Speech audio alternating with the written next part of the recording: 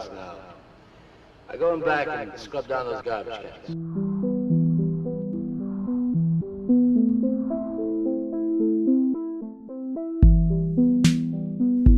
Okay, and we're in.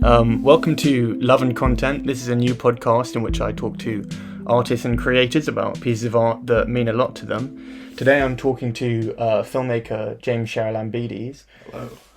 Hi. Hello. Oh, there you are. Hey. Good to see right you. next to you. How are Hello. you? I'm all right, man. How are you? I'm very good. So, James, you wanted to talk about the band Clipping and specifically two songs by songs. Clipping. You got to buy a girl a drink first, so that's all right. We're going straight into it. Okay. You want to talk about Work, the lead single of CLPPNG, and Wriggle off the EP Wriggle. Okay, well maybe I should give a bit of context first, just because I know you asked me about this a while back.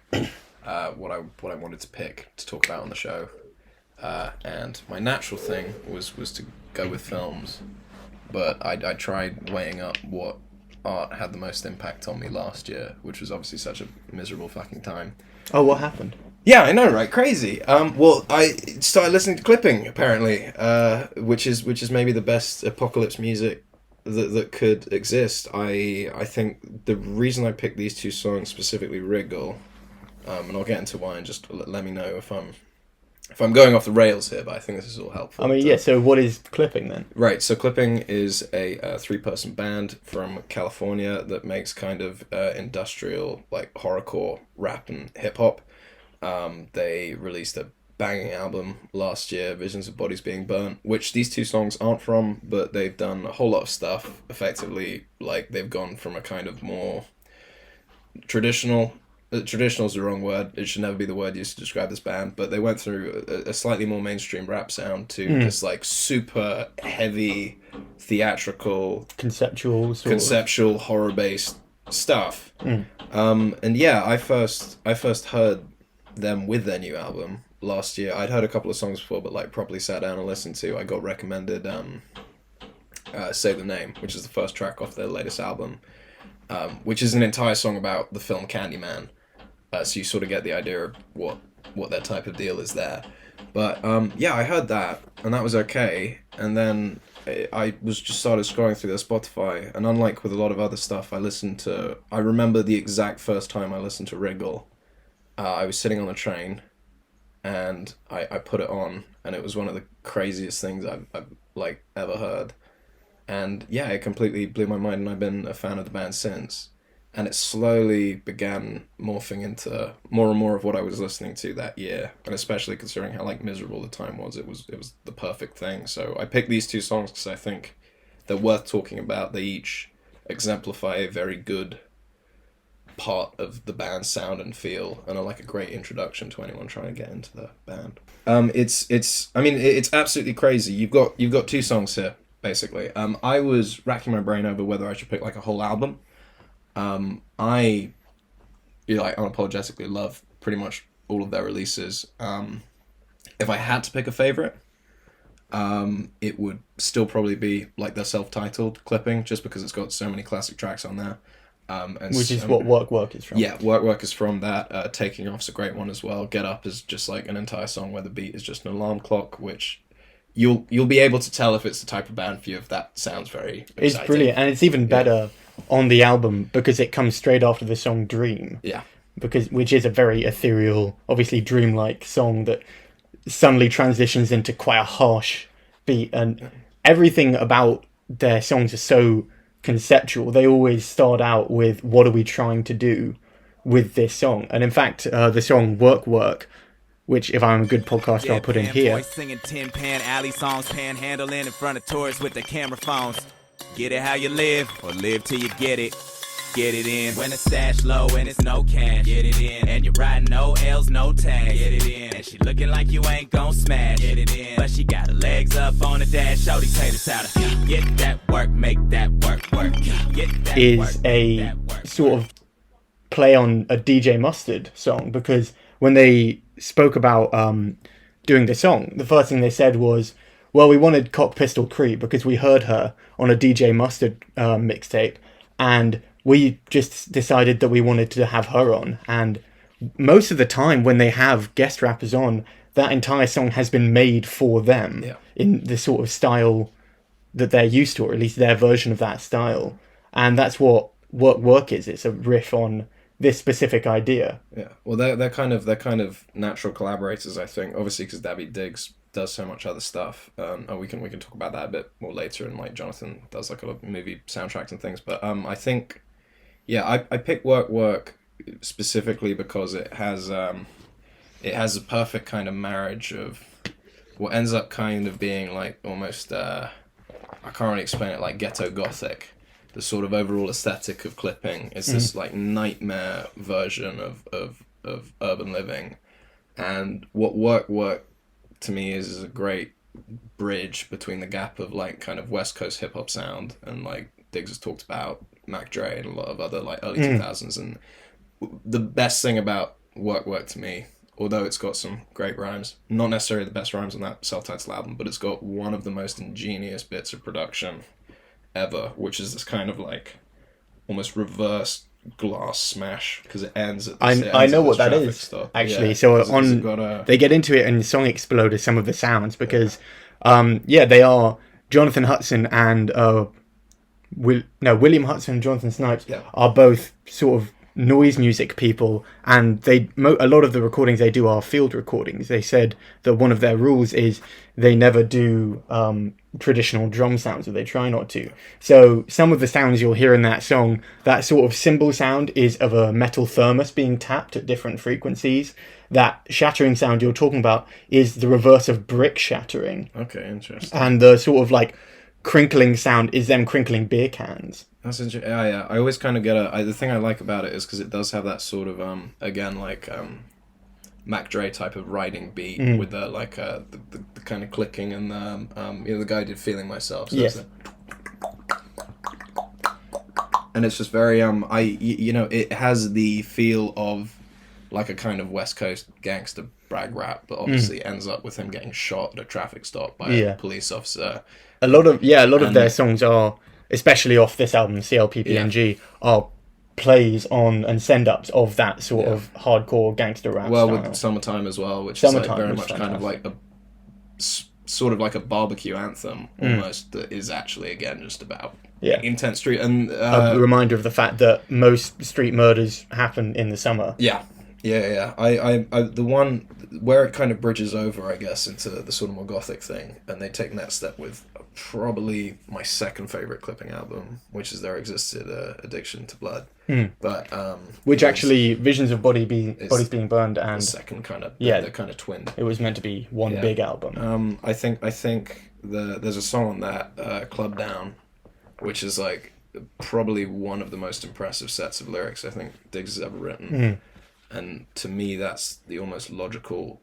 It's no coincidence that they moved from stuff like off the self-titled album into this more like incredibly ornate horror soundscape thing, because it really is just personifying. With Club Down, it's just that whole song is terrifying to listen to. It's actively terrifying. It's why again it was so great last year, because just walking around everything felt like absolute shit, and you've got this truly scary soundtrack. Something so cool about David Diggs, which I'm going to say this and I'm going to probably sound like a wanker, is like the way he uses language is almost Joycean. His voice is an instrument, and it is so precise and refined. Off CLPPNG, there's Story 2, which is fantastic in the way that the meter builds and builds and builds and actually rises in the measures. Like it starts out in 12/8 and then it goes to 12/7 and it keeps going and going.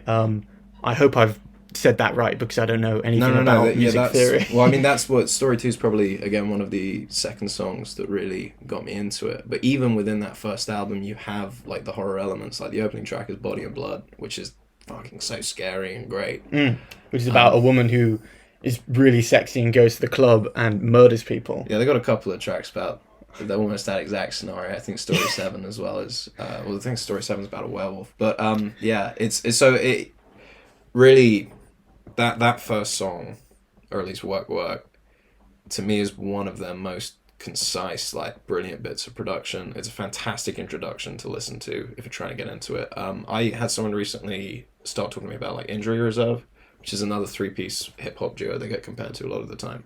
Not my thing as much as Clipping, but I think Work's a bit closer to that kind of sound where you could listen to it as a hip hop song, whereas a lot of their later discography, you know, it's a very particular thing. I think as it goes on, they become more conceptual, maybe starting with Splendor and Misery, which is an entire concept album. It's a sci-fi horror sort of space opera, which is an absolute trip to listen to. The other day I was just walking around London trying to get a second vaccine early on like the hottest week of the year, just listening to this like grotesque, like terrifying, crushing horror, and it was a very unpleasant experience, but in a good way. Yeah, I don't think I've ever sort of introduced, and what I really appreciate about Clipping as well is like you can play those songs and you can mix something like Work into a set party. It's a little bit harsher, but it's like it's got such an interesting beat and it's such a good sound. And when you know, like when the cash flow and then the chorus comes in, you got the bass, and it's, you know, it works very well as a rap song.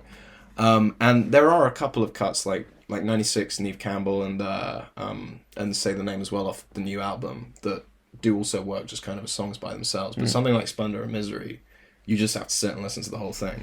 And I don't think I've ever at least recommended some of the songs off Their Existence and Addiction or Visions of Bodies Being Burned to people that the actual lyrical content hasn't genuinely shocked them by just how fucking grisly it is.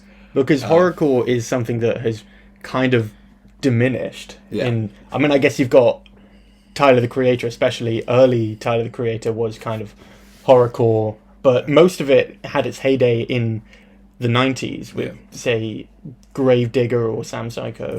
I think with you know a lot of I guess maybe the comparison to any of like Odd Future stuff I don't think does it credit, because so much of the shock value in like Goblin and all that early stuff is just him being a massive edgelord, which is fine, you know, and it's like, oh yeah, you know, like I think him talking about, you know, raping someone to death or like stabbing them in the face or whatever, like I don't remember, I haven't listened to Goblin in ages. But you know, like it's more about deliberately shocking you. The thing I love about Clipping and the way Diggs writes is that it's like it's all part of this truly gothic and violent world. They're ghost stories. And, they're ghost stories. You know, they're these incredible like sprawling like crime nightmares. And I think there's never a lyric that there are lyrics like I think about The Show, which is one of it's effectively just like straight up. I think it's the second or third track off There Is an Addiction, and it's an entire song about this guy who murders people on stage to make people feel... It's horrible, right? There's literally a lyric in there that's like toenails trailing through the snow. Like, it's so visceral, but I never get the feeling that he's putting it in just to make people uncomfortable or to freak out the squares. Like, it's always part of this very intense library of like horror knowledge. There is a sort of, I think, the division between Clipping and Tyler the Creator, and Clipping and an awful lot of rap in general, is the fact that one of their rules is that they don't sing in the first person. David only writes in the second person or the third, which, by the way, I lost my shit when I found this out. The reason that their second album is called CLPPNG is a pun, because they take all the I's out. Oh, I didn't know because that. it's not in the first person. Oh shit, I always just thought it was an abbreviation of the name. That's why I've been calling it the self-titled one. I didn't realise. That's brilliant. So it gives them, first of all, none of it is autobiographical. And part of what they said is, I think William Hudson said something like, it's good because you could never imagine David as like trying to pull himself off as like this stone cold killer. But it means that they're much more interested in like painting pictures and scenes and telling these elaborate narratives, you know. Well, an actual storytelling. I think what I like about, I mean, again, you think about, he did a nature. David Diggs is like a huge. He's becoming bigger and bigger, but you know, he was obviously in Hamilton. He was like Thomas Jefferson and Lafayette and Hamilton. Yeah, and he also did a Nature Valley ad recently, which you must have seen, right? No, I haven't. Okay, so there's a Nature Valley ad where David Diggs sings version of I'm gonna be 500 miles, but it's we're gonna plant 500 trees because it was part of this Nature Valley campaign, and it's Nature Valley, and it's like that came up on my feed literally midway through listening to, I think it was like Body and Blood or something. One of the really, songs about people, literally chandelier made of femurs, I think is one of the one of the lyrics in Body and Blood. And I don't know anyone else who's able to have this kind of like weird side project where truly some of the most shocking and violent lyrics I've ever heard, outside of like death metal effectively, which most of the time you can't even make out, whereas like Daveed Diggs' cadence is so clear. You tune into it and you know what he's singing about, this is probably a good segue into Wriggle, but yeah, I just you've got to watch this Nature Valley ad. If anyone hasn't seen it, or if you can put on like a little audio clip of the Daveed Diggs Nature Valley song. We'll restore 10,000 miles and we'll restore 10,000 more.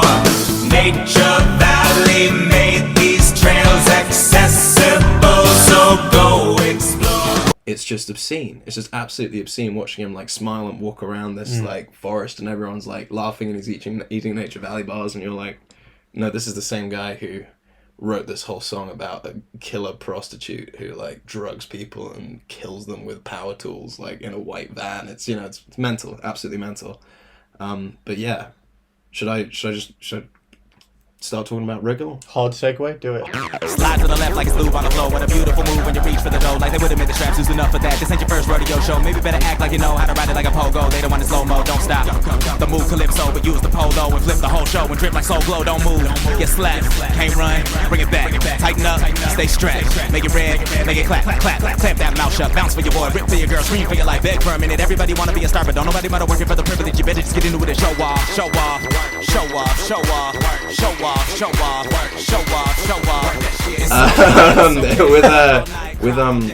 Wriggle is much more actually kind of initially the type of stuff I listen to. Like I'm like a big like Fetus and like JG Towell fan and stuff like that, and I like a lot of noise rock. And obviously this is sort of the influence of the other two guys like Jonathan and Will. By the way, their What's in the Bag video they do for Amoeba. Yeah, Pauline Oliveros is. Yeah, it's so funny. Fax machines. Yeah, because Daveed is coming in with like, oh yeah, Mac Dre, I really like him. This is one of his best albums. And then William and Jonathan, they're literally like, yeah, this is fucking harsh noise from like computer sounds it's or something. 30 minutes of well, Pauline Oliveros, I think is how you say name, is literally just the noises of cables being plugged in and out of machines, which it's great if you're into that stuff, but I remember the first time I heard Wriggle, it just absolutely blew me away, and I listened to it about 3 times in a row while I was on Southwestern Rail, just like wow, because that song is it's one of their most elaborate, I think, hard-hitting and just fucking bonkers tracks they've ever released. And I think that song is like the ultimate show of talent, right, musically, is those guys. And that, like, they're big like noise artists, but the fact that they can make a song using like hard noise and fucking like really, really out there production that works as a track that you can just listen to for someone who isn't necessarily into that stuff. There's a bit, so they sample Wriggle Like a Fucking Eel, which is a White House underground techno track from the 90s. And one of the most impressive things is there's a bit where a bridge where they just sample him saying Wriggle Like a over and over again to the point that it sounds like Move Your Body. Yeah.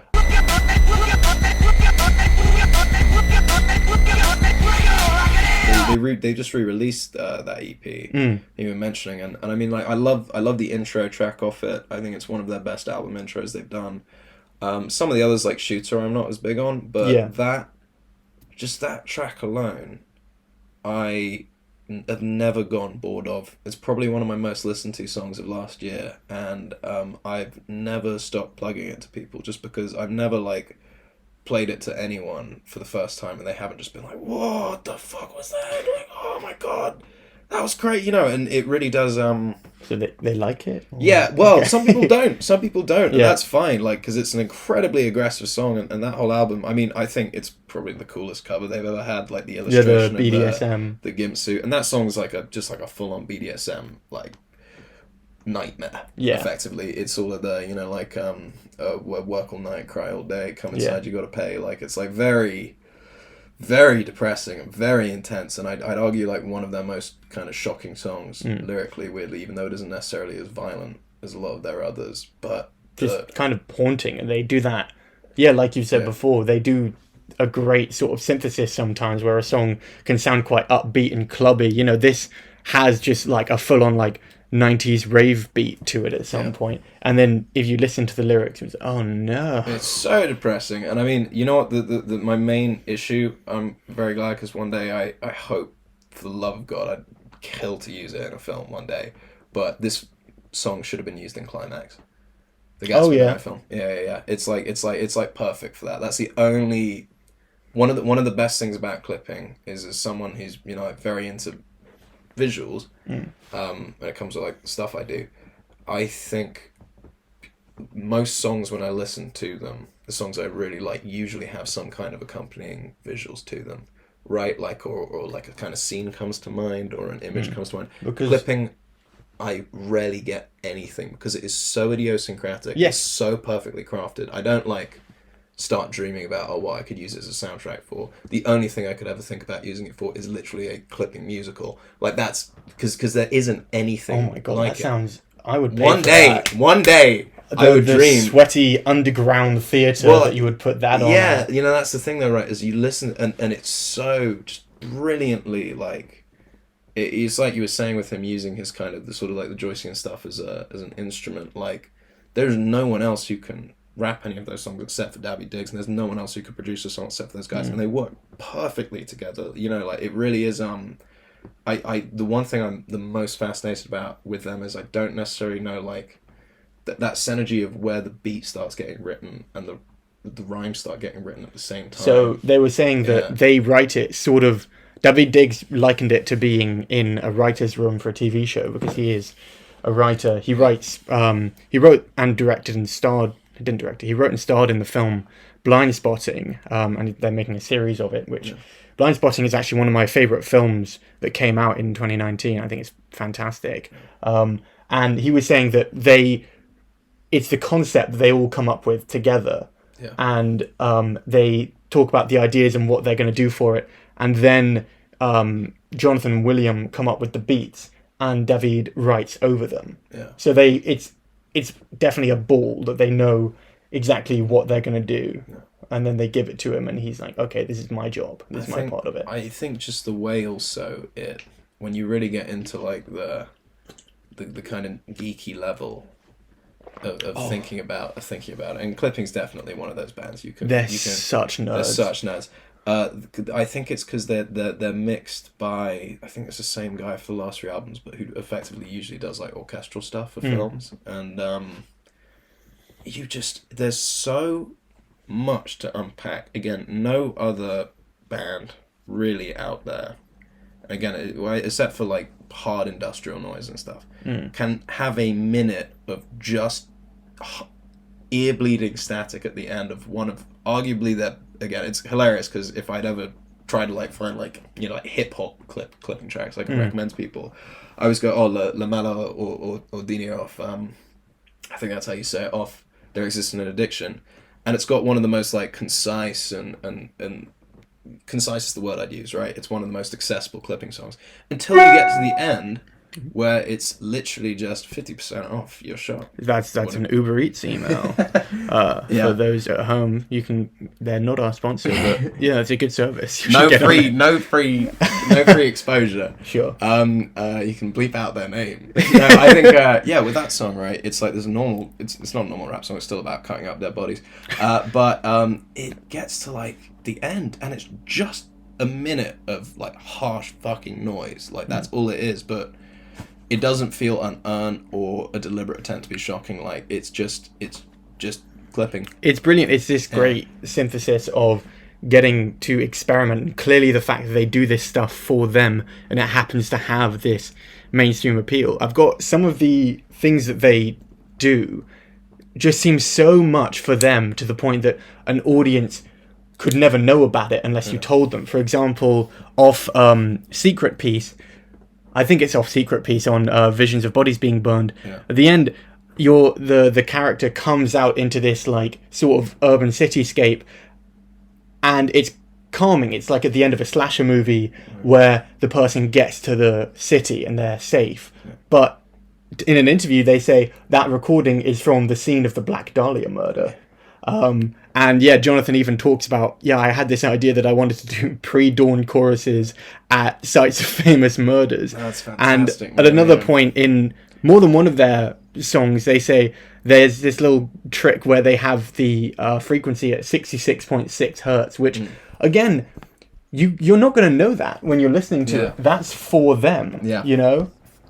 Yeah, it's I think one of the main things I really want to just get across with my kind of love for them, because they truly have been one of the most they're surefire my favorite hip hop group at this point, and they're very quickly just becoming one of my favorite bands. And I know I'm a massive hyperbolist, so I will be able to tell you, but like I really I fucking love Clipping, and I think the thing they really just do for me is it is so unapologetically just like gothic and big and fucking gruesome and you know, borderline satanic at points, that I like, where else are you gonna find something like that to listen to? And in an age especially of hip hop where it's like you could literally say anything and people are like, no, that's not that shocking.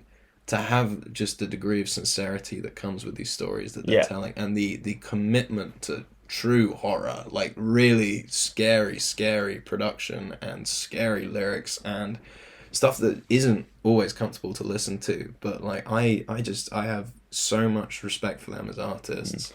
I wanted to talk unreal. I wanted to talk a little bit about the influence, because like we say, they're massive nerds, and to hear them talk, they have such a dense knowledge of all things musical and film that they bring into whatever they make, in terms of things that they overtly reference. And so many of their songs are sort of this cultural collage of, especially Visions of Bodies Being Burned, is like bringing in rap references and like people that they like, and 90s rappers that they pay direct homage to in their songs, and also it's obviously as Ghetto Boys, isn't it? Exactly, and then send ups to Halloween, Candyman, Scream in 96 Nev Campbell. I think before we move on from that reference, though, what's very significant as well in terms of what they do is that that the song, the sample Visions of Bodies Being Burnt is taken from I Sit Alone in My Room on the 40. How do I forget? I listen to this song all the fucking time. Oh, I have it on my phone. Shit on At Night I Can't Sleep, I Toss and Turn, Candlesticks, because it isn't called Visions of Bodies Being Burnt, but My Mind Is Playing Tricks on Me by Ghetto Boys. That's it, song. Yeah. At night I can't sleep, I toss and turn, candlesticks in the dark, visions of bodies being burned.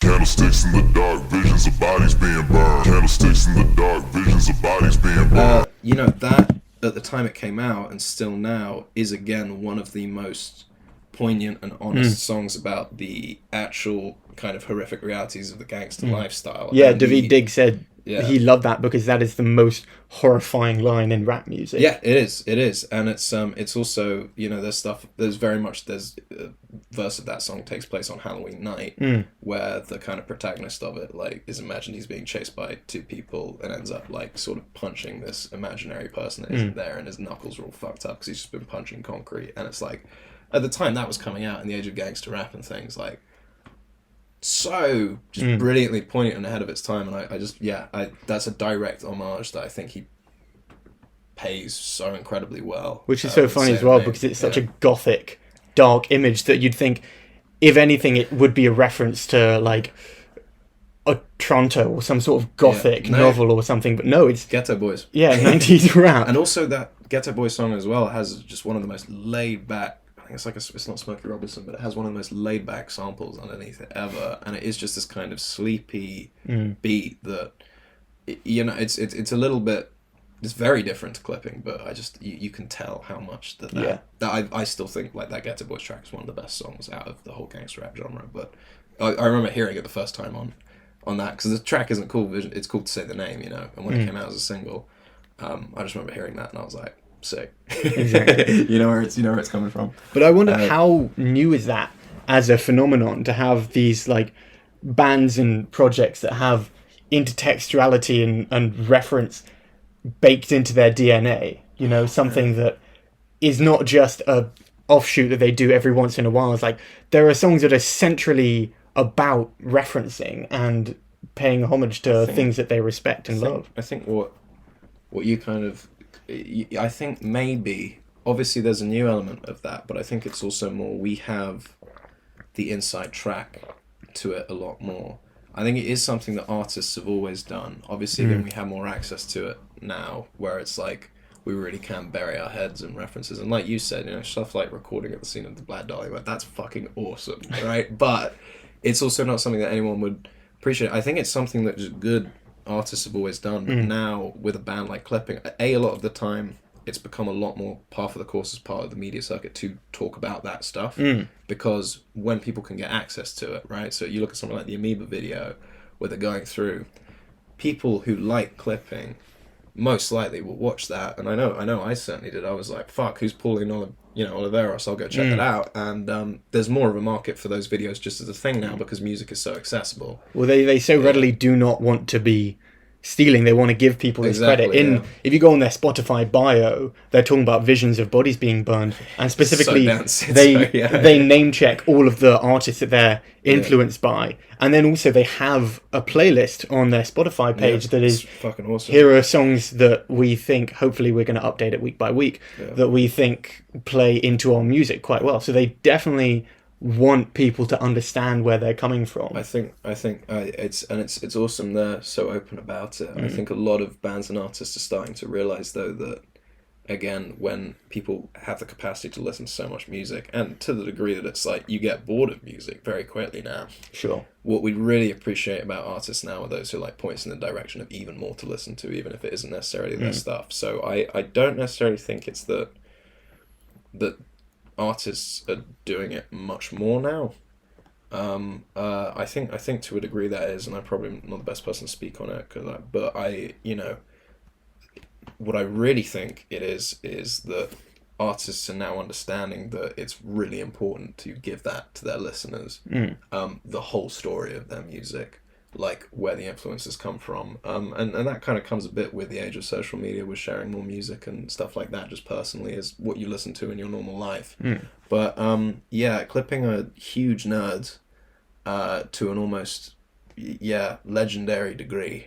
I don't know, I know few other artists who really do go into that much depth, and also are that open about it. So I mean, you've spoken about influence specifically in your films, like in Melomaniac, your short film, which was screened at Fright Fest quite recently, wasn't it? Yes, sir. And there is one of the key turning points in the film is when one of the characters discovers that the song that they've been working on for weeks and weeks is actually something that they've unconsciously cribbed from a jazz musician. Yeah.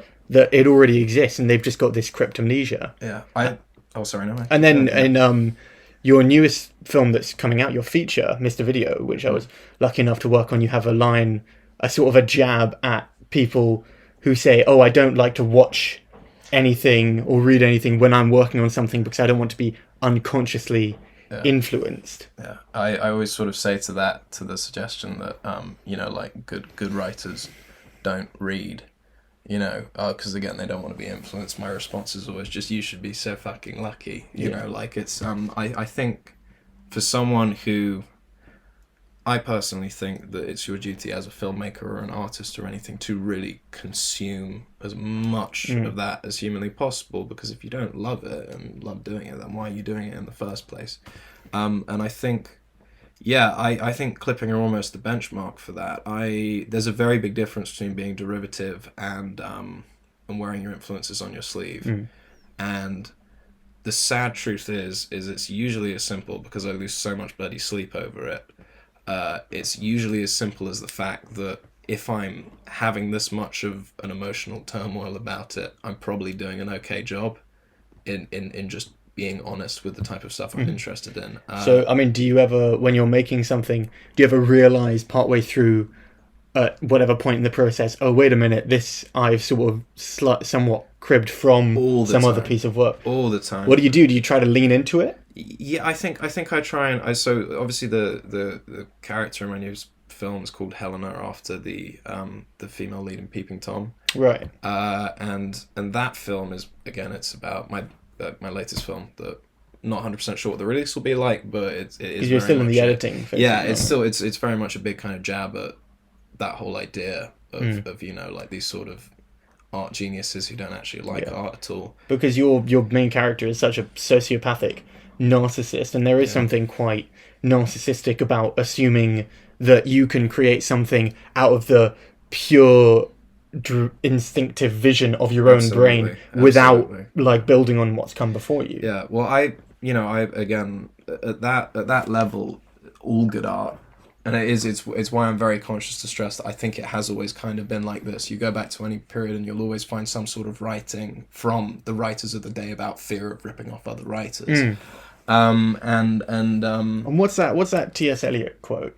Oh God. What? Oh, God, not off the top of my head. Don't do this. Okay, well, look, it's something that I'll kick myself for getting wrong, but it's something along the lines of like, good artists take influence, great artists steal, or something like that. Yeah, I think you know, and there's a lot of different ways to interpret it.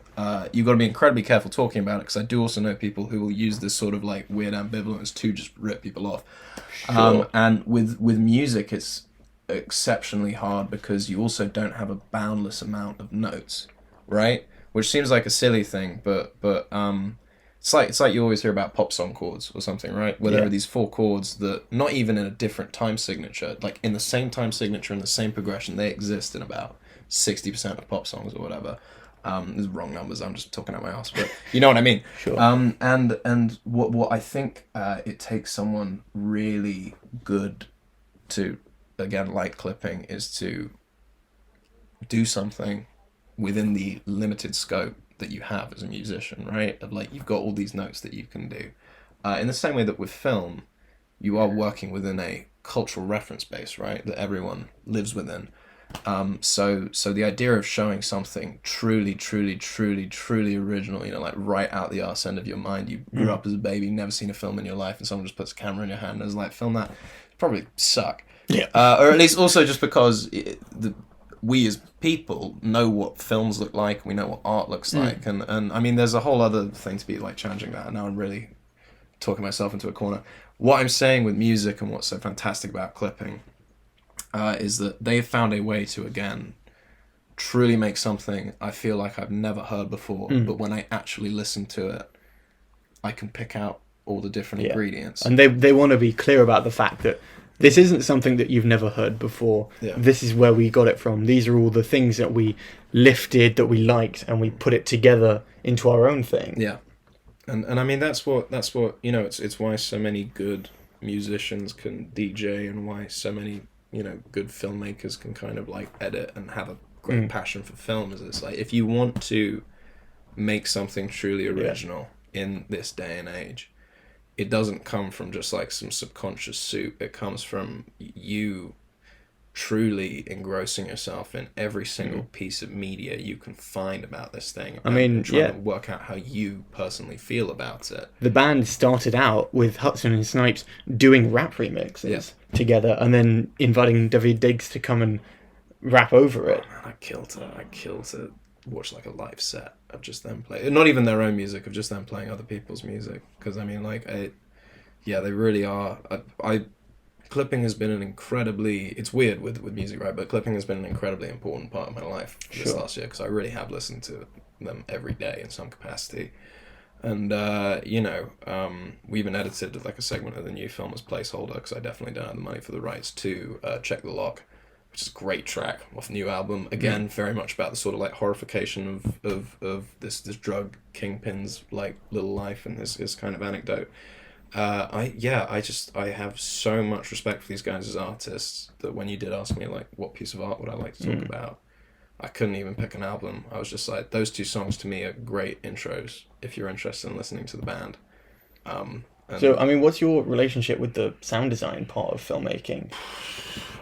I mean, it's tough.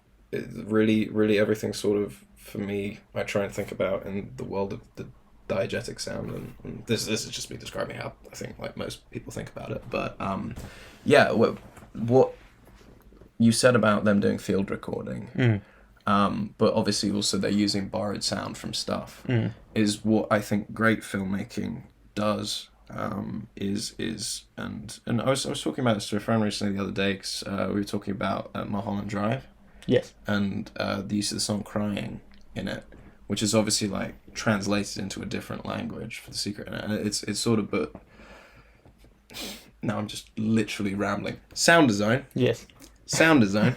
I don't just repeat it. Yep. What Lynch does fantastically is, again, like we were talking about with clipping, recontextualize stuff. What he does fantastically about sound design, which I always treat as the benchmark, is he is very able to trick you into thinking that music is playing somewhere in the scene, and it's almost like just playing in your head. It kind of feels like at the end of the day.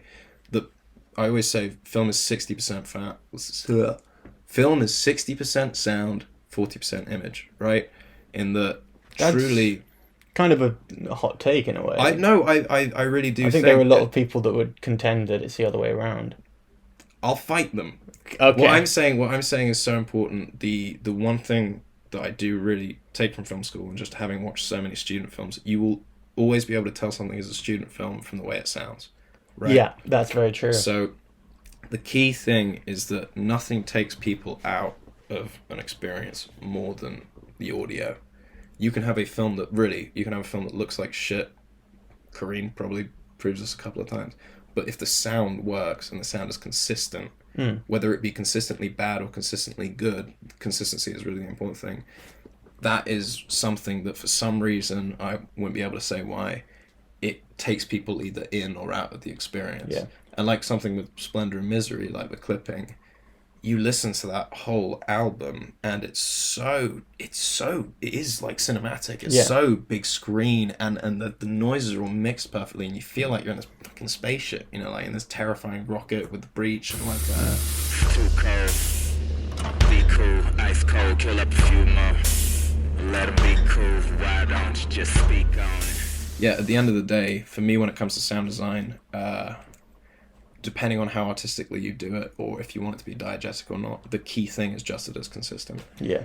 And yeah, that was a complete soup of words and noise. No, you made a good point about, I think especially the yeah, way it took a while, but we got there. People don't think about how much the sound design can affect your viewing experience.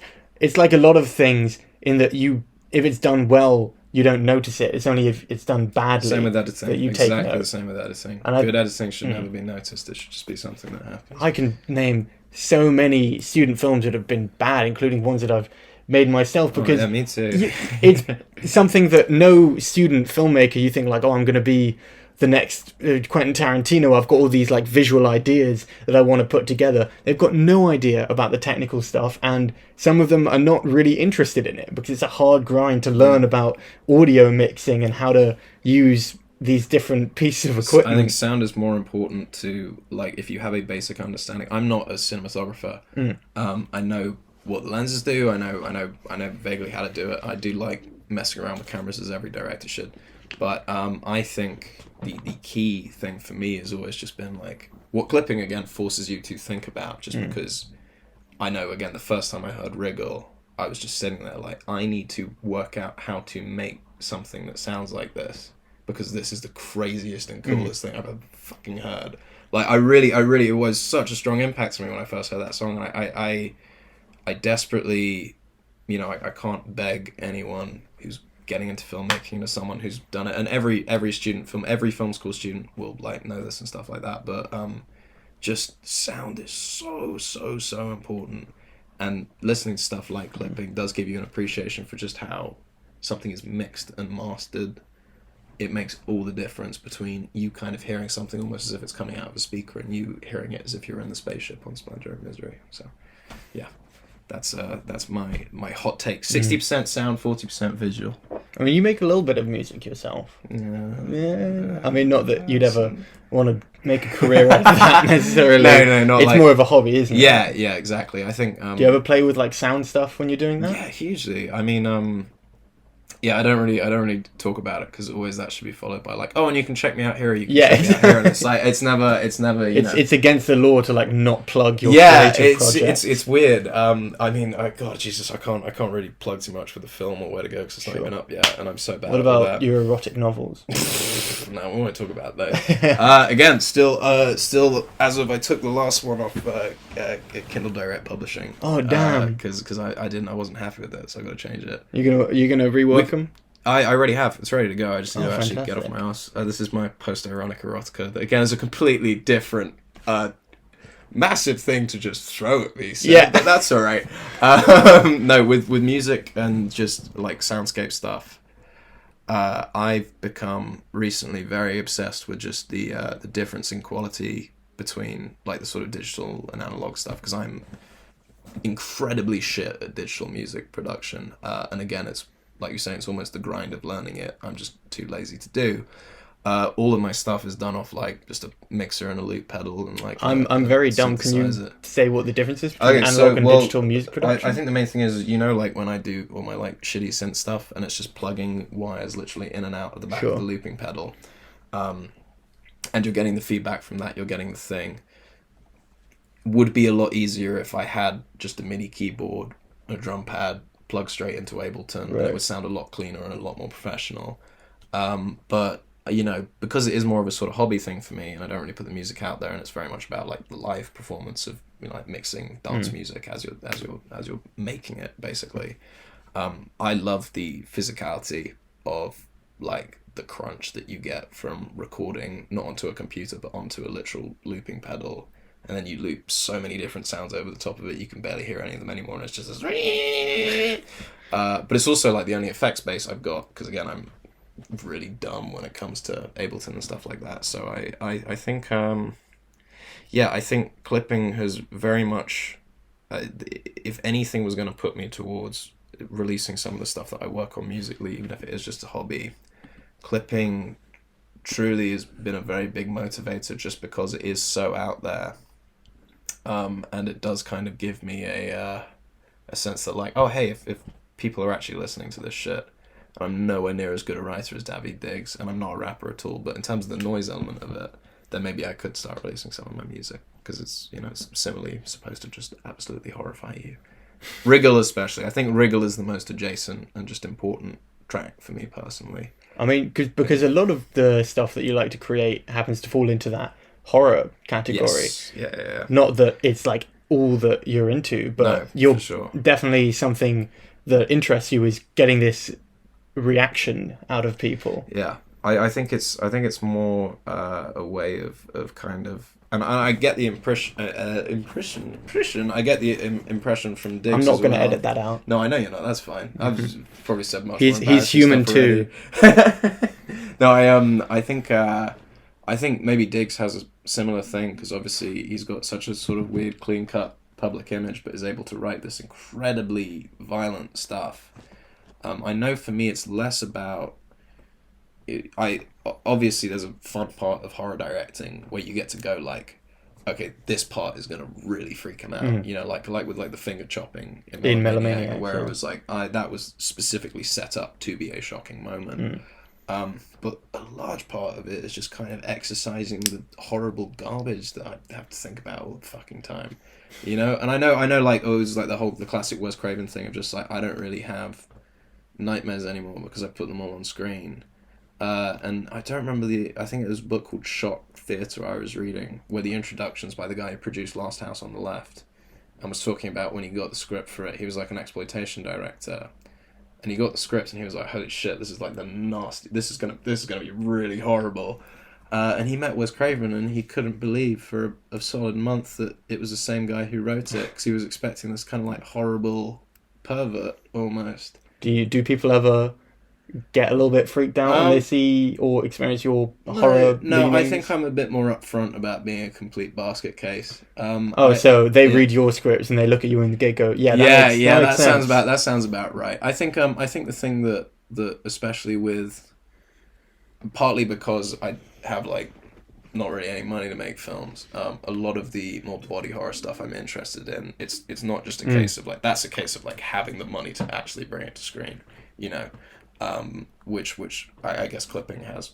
It's you can just say it. So with my personal writing and like prose and stuff like that and random stuff and scripts as well that I do not have the money to make yet, I'll go a lot more out with the much more violent elements of the horror and the murder and stuff like that. But your new film, Mr. Video, there's no violence in it. It's not visceral like some of your other works or prospective works. It's very much just a creeping sense of dread. The whole point of this new film was specifically because it is about this kind of like amateur director who, this is every time I pitch it, I'm just like grabbing up my collar. Like the whole point is that the guy isn't, you know, like this is the nightmare of what I think we should be avoiding as amateur filmmakers. Basically, this guy's making these kind of effectively exploitation movies under the guise of them being social issue films about sexual assault, about like, you know, all kinds of stuff, and because his whole attitude towards it is very much, he ropes people into these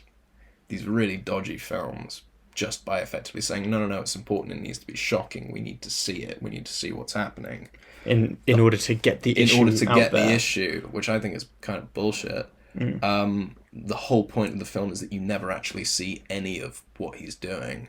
It's all kind of shot around and the impact of the before and after and like the situations. I suppose is a very deliberate choice on your part Usually to not be the person that you're satirizing. Exactly. Well, like, what's that film, Cannibal Holocaust, which is satirizing exploitative filmmaking and itself is it's a huge exploitation film. And you know, there's something as like silly as Cannibal Holocaust. It's kind of like I get it and I can do it and I'll enjoy it in my own way. But with this specifically, because the topic is so serious and I think at least important to me personally, as someone who's been, you know, like making amateur films for fucking a couple of years now and has helped out with a lot of them that you know I have problems with. I think the key thing with this movie, there's a reason why when we get to watch our main character directing these films, we never really see from his perspective. We see some of his personal home movies, but we never see his kind of cinematic vision, because the whole point of the movie was to deprive Don, the character, of that. So it's very no frills, which I usually like frills. I like very, you know, like kind of more bespoke stuff, but this is very different to my usual type of thing, but partly just because it's such an important issue to me. I didn't really want to chuck anything else in there. And I'll get back to making grisly, weird horror films soon, but this was just like a serious thing I felt I needed to make after 3 years of film school. And I mean, a lot of your stuff is about sort of creativity, and a lot of your characters are artists and filmmakers. Or I'm weirdly enough, I'm trying to get away from it a little bit. Not because I'm not interested in it, I'm hugely interested in it, and exploring the creative process, as I think most creatives are. But you've really got to... The thing that I regret most about Melomaniac, although I think a lot of things work about it, is one of my original ideas for it was to capture frisson, which is, like, to me, one of the most incredible artistic sensations, which basically means, you know, it's that feeling you get when your hair stands on end when you hear a song that's just so stimulating. It's almost like musical sublimity, right? Like it's so just awe-inspiring feeling, you almost transcend. And, you know, I always got it watching Stop Making Sense, which is one of the main kind of starting points, thinking about this idea of like, how does someone who's an anhedonic depressive, how are they able to feel that feeling all the time, right? Because that's what I'm fucking after. Like, I think about a song like Wriggle, which still, after hearing it I could not count how many times I've listened to that song every other day at least, right? It's just on constant rotation since I first heard it. Probably not that frequently, but you get the idea. I listen to that song and it gives me that feeling. It gives me the frisson.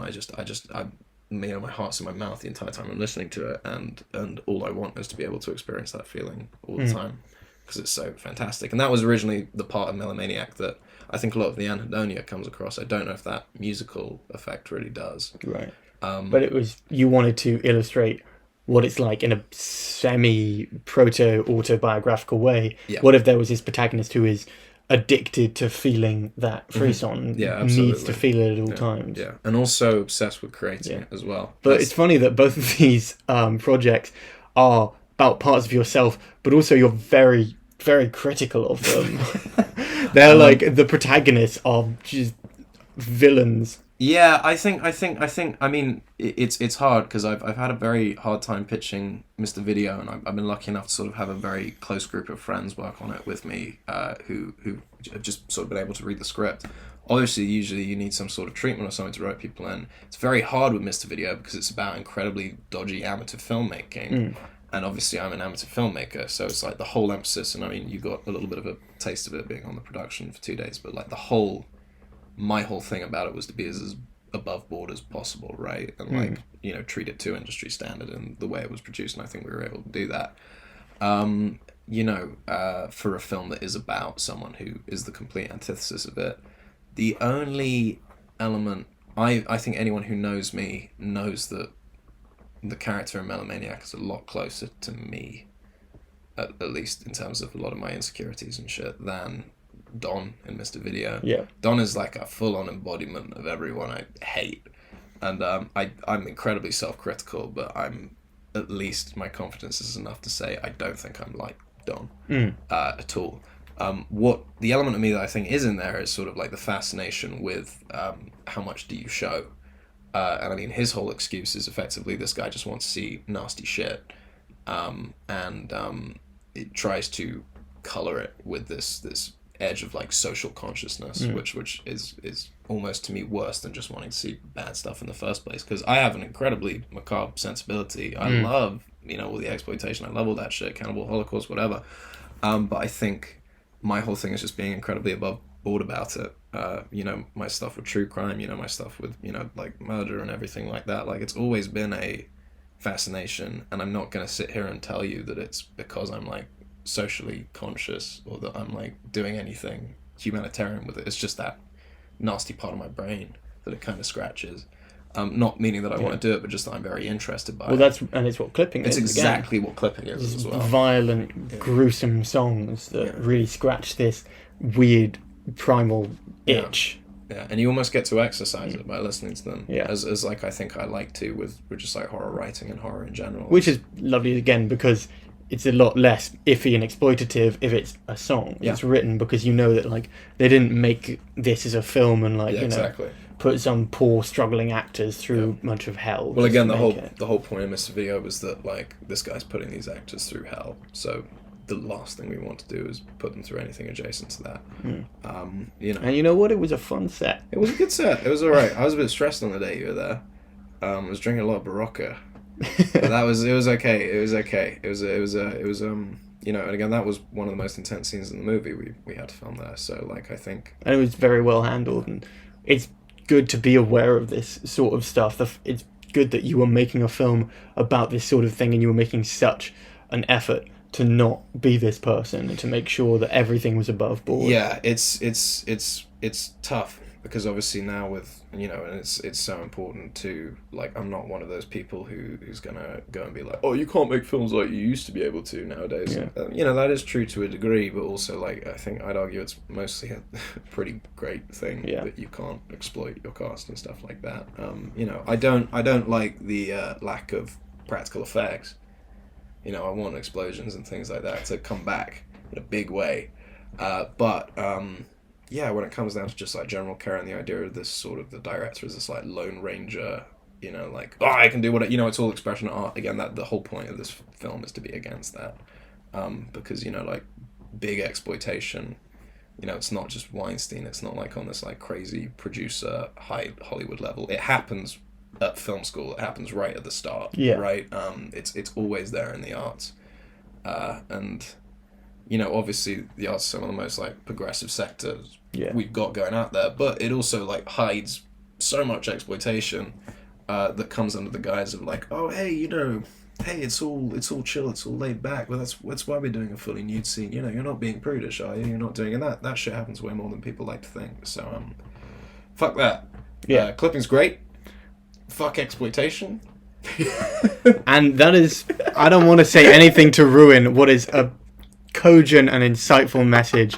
So I reckon we'll leave it there. Yeah. Thank you very much for letting me come and just sort of ramble about. Oh, no, really please. Thank you for coming on and talking about clipping, which now that I've spent a good week listening to it on repeat, it's become one of my favourite They're bands. pretty awesome, right? Possibly through Stockholm Syndrome, but also they are fantastic. Yeah. So, yeah, James Charalambides, a filmmaker. You should look out for his stuff. I'll find some way to give you some kind of thing that you can put in the description of this. That'll be very good, yeah. If you want to fuck us, right? I'm not off the top of my head, and I'm very bad at self-promotion, which I'm trying to work on. Well, I'll promote him for you. He's a good boy and a good artist, just like clipping. So thank you very much for watching. Same thing, basically. We'll see you next time. Thanks Thank a you lot, very guys. much. Goodbye.